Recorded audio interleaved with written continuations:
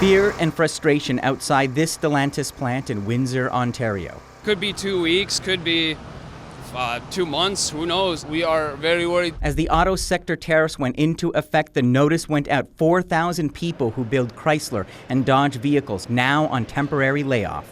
You know, this is a world-class automaker in a world-class plant with a highly productive workforce, with 2 new products in a retooled plant in the first term of their product launch.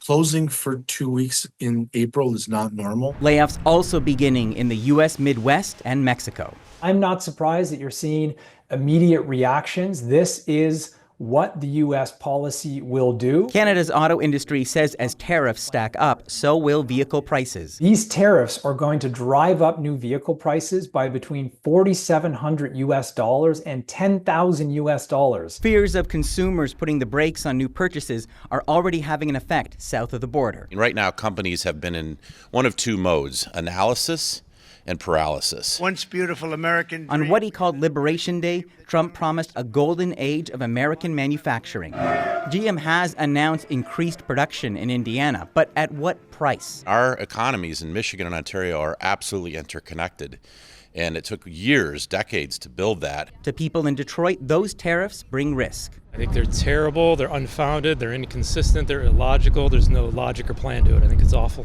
We may see the long-term benefit, but in the interim, I'm just afraid that we'll see a lot of backlash. Canada needs to make a dramatic shift, says this trade expert, and explore working with the EU and China. In addition to elbows up, I think it's now digging our heels in for the long term. Looking for a new way forward on a rocky road. Eli Glaster, CBC News, Toronto.